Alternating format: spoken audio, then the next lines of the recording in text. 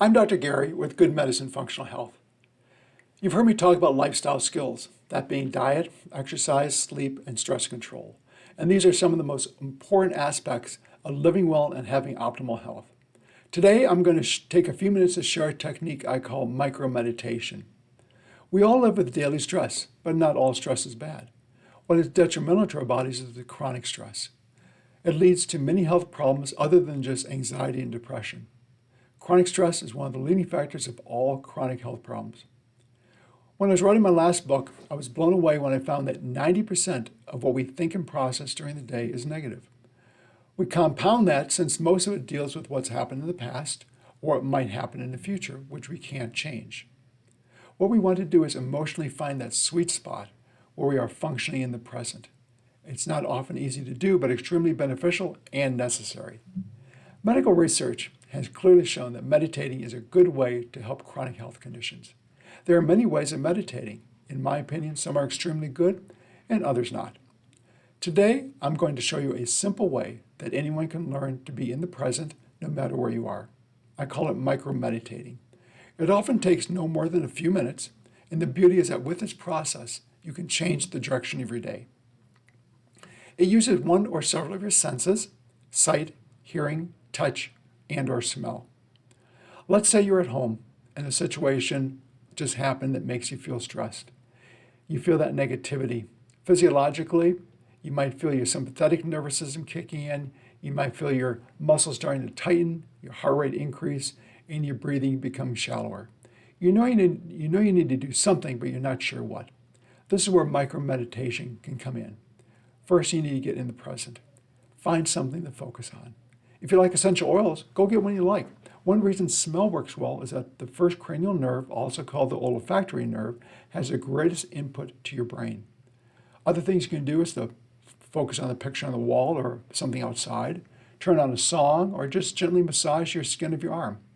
Try to think solely about that smell, that visual picture, the sound or song, or that touch sensation, leaving all else in your world and focus as much as possible on that sensation.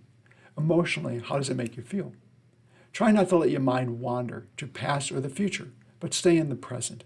When you start, it's not easy to keep that focus. Keep doing this enough until you feel relaxation and peace. If you don't, you're not focusing deep enough. Our minds want to wander. Your job at this point is to keep it from wandering, and it takes time and practice. Let me give you a simple example. A few weeks ago, I was getting frustrated with some drivers in front of me on the way home. It was a 4-lane divided highway. They were going much slower than the speed limit, and there was no way to pass. After following for several miles, I felt frustration and anger starting to build. I had a choice. I could either become more frustrated, or I could change my thought process. The scenery is like a postcard around here, and at this time of the year, the mountain snows are melting, and summer is coming into full foliage. I focused on the shades of green, some bright, almost yellow, some others dark, and many in between. They say there's about 22 different shades of green in nature, and I think I saw all of them. I was still thinking about driving, but the rest of my mind's energy was scanning the landscape, looking for the beauty of the vegetation and the gift of seeing the renewal of the season. Every moment in life is a choice that can either be beneficial or potentially detrimental. Within probably less than a few minutes, my mind had shifted and faced the reality that the slower driving would only add a little time onto that trip, and in the whole scheme of things, it was not worth the stress I was getting caught up in. Now, this is a very simple example, but the technique can work for most any situation, big or small. If you've ever driven a manual transmission, you know you need to change gears to use the car efficiently. But in this case, think of it as gears in your mind. First gear in a car works great for starting from a stop, but not on the highway.